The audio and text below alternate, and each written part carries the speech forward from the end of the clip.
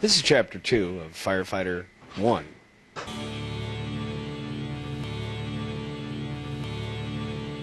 Firefighter Safety and Health.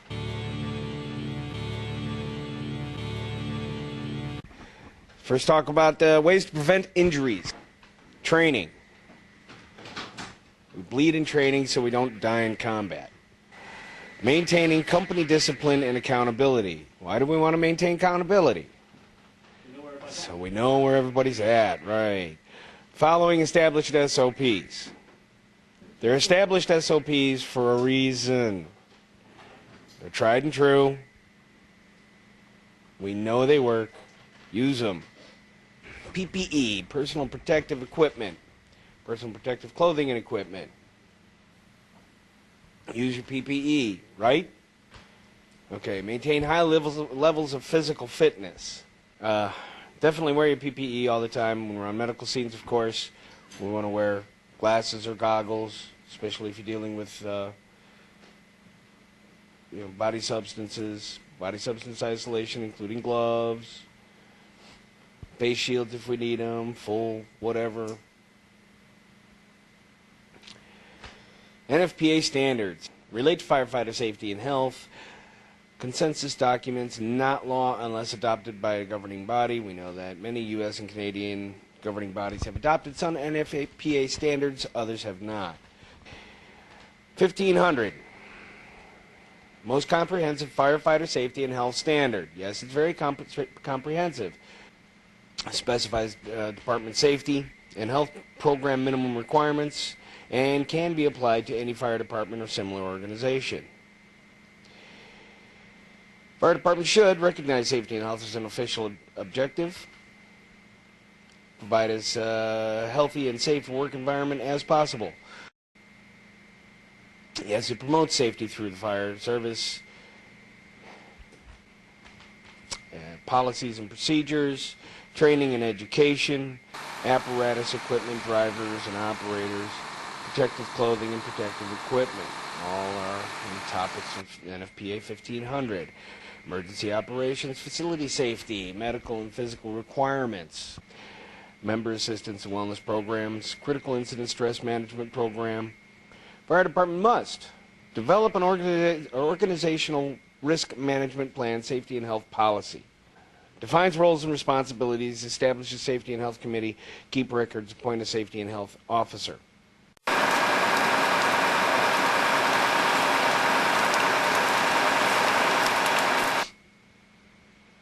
The goal is to prevent occupational deaths, injuries, and illness. Training, training, training. Developing and maintaining job skills. We're learning new information, new concepts, new procedures.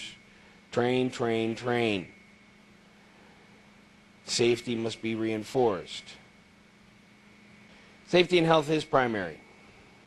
Restraint devices, that's why certain trucks should only be driven, not ridden as passengers. Our SOPs require us to wear seat belts at all times, anytime a vehicle is moving. All apparatus driver operators must be trained. Personnel riding in apparatus must be seated and securely belted. Inside the cab when in motion. 3 exceptions: hose loading, tiller training, and some EMS operations. Hearing protection must be worn above 90 decibels. The department does provide us one set of turnout gear: helmet, hood, coat, pants, SCBA. Incident management system, we do use the NIMS ICS. Limits emergency operations to those that can be safely conducted. 1500 requires rapid intervention, rehabilitation, limited exposure to violence, post-incident analysis. NFPA 1500 and NFPA 1561 contain specific requirements regarding accountability.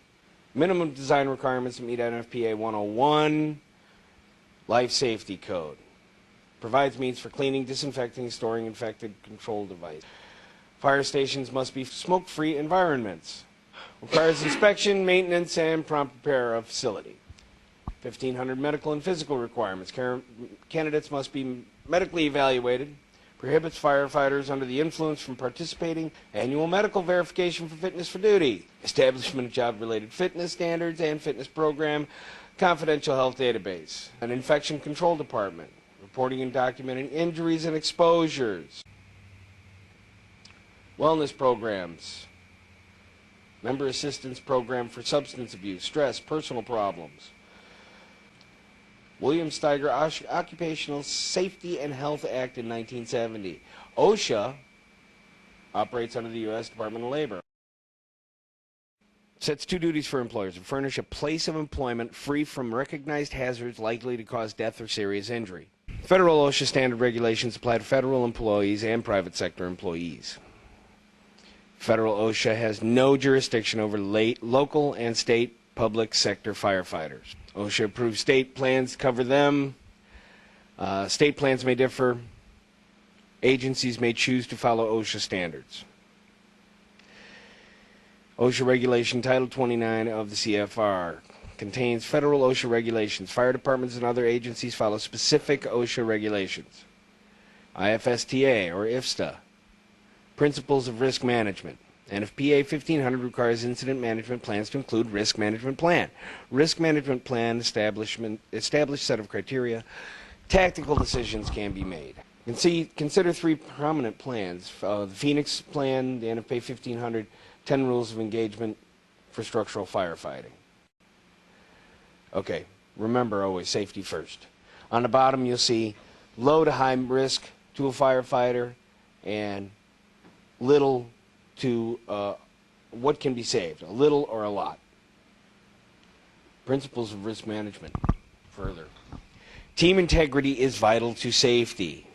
No property is worth the life of a firefighter. This is 100% true. Firefighters should not be committed to interior operations in abandoned or derelict buildings known or believed to be unoccupied. Highest priority is for firefighters to protect their lives and those of their fellow firefighters. Our job is to go home. If a firefighter is injured, unable to help others, other firefighters must respond to the injured firefighters. Safety program goals: prevent human suffering, deaths, injuries, illnesses, and exposures to hazardous atmospheres and contagious diseases. Job-related health issues: wear our PPE and respiratory protection. Clean our PPE. Follow hepatitis B vaccination recommendation. Avoid exposure to bloodborne pathogens. Yes. Use proper lifting techniques. Yes, so you don't hurt your back. Lifting tools to get assistance with heavy objects. Clean, disinfect, and store tools and equipment used in patient care. Maintain a regular exercise program. Maintain blood pressure and cholesterol levels. Eliminate tobacco products. Have regular physicals and checkups. When was the last time you had a physical? Employee assistance program offers assistance with alcohol and drug abuse, personal and interpersonal problems, stress, depression, anxiety, divorce, financial problems. Available to all members and their families. Health-related problems: nutrition, hypertension, cessation of tobacco use, weight control, physical conditioning. Availability: provide counseling and education on health concern, allow easy, confidential access to help, distribute pamphlets. Critical incident stress management. Critical incident stress debriefing should be part of a CISM program. Help you with the stress of a bad situation. Process of managing stress starts before through pre-briefing. If working more than one shift in a stressful conditions, go through a minor debriefing.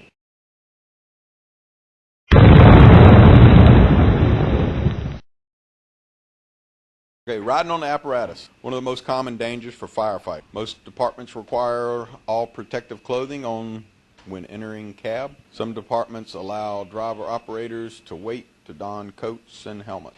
NFPA 1500 requires firefighters to ride in a seat within the cab. Have seat belts fastened before you roll out the door. Hearing protection is needed if sirens and engine noise levels exceed 90 decibels. Volunteers responding in own vehicles should use defensive driving. Should not exceed the speed limit and don't pass on the double yellow. All the normal laws apply. If riding in an unenclosed jump seat, use safety bars and wear appropriate PPE. In most cases, use steps and handrails when mounting and dismounting. Safety in the fire station: personnel safety. Improper lifting techniques cause back strain, bruises, sprains, and fractures, damaged equipment. Correct lifting techniques keep the back straight Lift with the legs. Do not lift or carry heavy or bulky objects without help. Slip, trip, or fall. Poor footing, minor or serious injuries, damaged equipment, good housekeeping can prevent. Accidents can happen if firefighters are not properly trained. Poorly maintained tools and equipment can be dangerous. NFPA 1500 stresses tool safety. Always use appropriate PPE. Face shields, goggles, wear your helmet with the shield down. Hand and small power tools, safety. Wear appropriate PPE. Remove loose clothing and keep long hair clear of operating tool heads. Remove jewelry. Select the appropriate tool. Use the right tool for the right job. Follow manufacturer's instructions. Inspect tools before use. Make sure they're in proper working order. Do not use badly worn or broken blades. Those should be inspected regularly.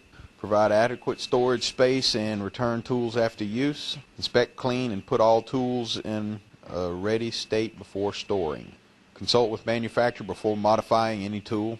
Do not remove safety shields or compromise built-in safety devices. Power tool safety. Grinders, drills, saws, and welding equipment are common. If improperly used, can cause serious or life-threatening injury. Only firefighters who have read and understand manufacturer's instructions should use power tools. Tool repair must be made by a trained and authorized person. Keep accurate records of repair.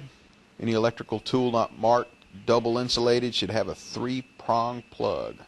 Match the saw to the task and material to be cut. Never force a saw beyond its design limitations. Have hose lines when cutting materials that generate sparks. Avoid using in potentially flammable atmospheres. Keep bystanders out of work area. Follow manufacturer's procedures. Allow gasoline-powered saws to cool before refueling. Keep blades and cutting chains well sharpened. Use extreme caution when operating any saw above eye level.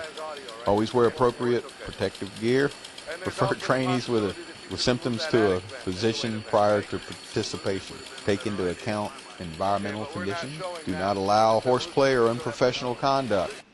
Safety and training, live fire exercises. Must be conducted according to NFPA 1403. Key requirements of NFPA 1403 is site preparation, clear sight of potential hazards. Key safety requirements of NFPA 1403, student to instructor ratio of 5:1 may not be exceeded. Must be a designated safety officer and an instructor in charge. Cannot use human beings as victims. Another key safety requirement, fires may not be set in egress routes. Uniforms and PPE must conform to NFPA standards. Prerequisite training, all participants must have had basic fire training. Water supply, adequate water supply must be provided separate for attack and backup lines. Key requirements of NFPA 1403, training plan must be prepared and a briefing held. Fuel must have known burning characteristics. Ventilation means must be provided to prevent uncontrolled flashover and backdraft. Maintain and service equipment. Equipment for fire training must be in good condition. Frequently wears out sooner. Should be inspected before each drill. Records and testing. Records must be maintained on all equipment for training. Training equipment should be tested according to manufacturer's instructions, applicable standards. Emergency scene preparedness. Accidents or injuries at emergencies, often caused by a series of events, can be prevented by being in a ready state. Be in the proper uniform, physically rested, and mentally alert. Ensure all tools and equipment are in place and working. Ensure PPE is in proper location. Actions for preparedness, beginning work shift. Ensure SCBA is fully functional. Ensure EMS equipment is checked and restocked. Actions for preparedness in the fire station. Firefighters must never put themselves in a position to delay response. When alarm sounds, stay calm and listen to dispatch. Quickly and calmly mount apparatus. If a firefighter is out of balance, he or she must correct the situation before going on to the next stage. Firefighters must never operate in a manner that makes them a part of the emergency or creates a new one. Emergency scene safety. Incident commander. Officer of the first arriving unit begins to control incident by assuming command and using an incident management system.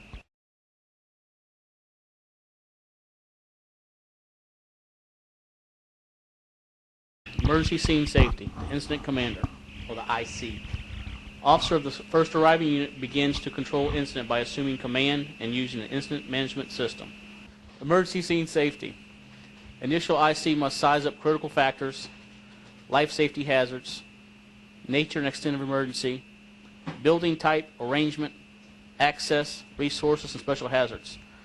Emergency Scene Safety. IC must determine overall incident strategy, offensive operations, defensive operations, incident action plan. The IC develops an IAP, incident action plan, and bases operations around completion of tactical priorities. Tactical priorities in a structural fire are firefighter safety, rescue, fire control, and loss control. Priority objectives are reflected in benchmarks of completion. You always do our PAR report, personal accountability report. All clear, under control, or losses stopped. An offensive fire operation based around a controlled, aggressive interior search and fire attack. Companies must be assigned accordingly to fireground organizational structure. Must work with the incident action plan. Company members inside hazard zones must be within contact with each other at all times. Voice, vision, physical, radio. Companies must have at least one portable radio on correct tactical channel. After primary all clear and under control are complete, efforts must be focused on controlling loss. Defensive operations based on determining boundaries of hazard zone, potential collapse zone, keeping companies out of these boundaries. Highest priority on all defensive fires is firefighter safety. Minimizing risk. Work within the incident action plan. Adequately assess the situation and maintain situational awareness. Wear appropriate PPE. Work together as a team and follow all department SOPs at standard operating procedures. Maintain communications with team members and command. Do a risk-benefit analysis for every action. Employ safe and effective tactics. Personnel accountability system. That's that little red tag you have in your keychain, or most of us keep on our helmets or gear or whatever. Whenever you go into a call, you give it to the IC or whoever's. Minimizing risk. Have one or more RICs standing by. Set up rehab. Use appropriate emergency escape techniques. Maintain company discipline and team integrity. Highway incident guidelines. Position fire apparatus to block oncoming traffic. Turn front wheels of blocking apparatus away from emergency. Set up traffic cones, signs, or other devices to detour traffic. Turn off lights that face opposing traffic. Emergency responders must never walk with their backs to the traffic. Wear reflective vest when a PPE is not required. Close at least one traffic lane next to incident. Move apparatus not directly involved to the shoulder or off the roadway. Crowd control, usually responsibility of law enforcement, sometimes performed by firefighters or emergency responders. The incident commander is responsible for ensuring scene is secured and managed. Bystanders should be restrained from getting too close. People can be emotional. Restrain relatives and friends. Cordoning off, maintain scene security by cordoning off. Keep bystanders at a safe distance. Many fire departments set up control zones, hot, warm, and cold. Hot zones where you're doing your work, warm zones where you set up your rehab and stuff like that, and where you're doing your actual operating from. Then you have your cold zone. That's where all your equipment and everybody else is behind the cold zone. Cordoning off can be done with rope or fire line or caution tape. Boundaries should be monitored. Personnel accountability. Every department must use some system of accountability that tracks personnel in the hazard zone. Accountability is vital. Sudden and unexpected changes in fire behavior. Structural collapse. Personnel accountability system. Passport system or SCBA tag system. Remain in radio contact. Take a hose line or a tag line. Tag line can be a rope, but usually we bring a hose in with us, and you always follow the hose out. Pay attention to your surroundings. Increase chances of survival. Maintain situational awareness. No protocol for Mayday. Emergency escape involves breaking through doors, windows, or walls to escape life-threatening situations. Situations can occur when sudden and unexpected changes in fire behavior, structural collapse. May also be necessary if a firefighter becomes lost or disoriented and is in danger of running out of air. Rapid intervention. NFPA and OSHA regulations state that whenever firefighters are in a IDLH, that's immediate danger to life and health atmosphere, must work in teams of 2 or more. At least 2 fully trained and equipped firefighters must be outside. Outside team must be ready for a moment at a moment's notice, known as the 2-in, 2-out rule. Rapid intervention. RIC members must be assigned other duties but must be able to fill primary function. In summary, Firefighters are sometimes put at some risk during training and emergency operations. It is the firefighter's responsibility to maintain their physical and mental readiness to handle these situations. During fires and other emergencies, firefighters may be ordered into inherently dangerous situations, and to protect themselves, they must be aware of the hazards and risks involved. Firefighters must also remember that along with their department, they are responsible for their own safety, and firefighters must remember that most fundamental of all firefighter safety rules, everyone looks out for everyone else. And we have some questions. What are the 3 ways to prevent firefighter injuries? What NFPA standard specifies the minimum requirement for a fire department safety and health program? What are the 3 IFSTA principles of risk management? What are 3 guidelines that can help firefighters maintain their personal health? What can firefighters do to help prevent slips, trips, and falls in the fire station? What are 2 safety rules for hand tools and small power tools? What are 2 safety rules for power saws? What NFPA standard must live fire training exercises meet? And what is one type of personal accountability system? And the 2 basic interior operating techniques.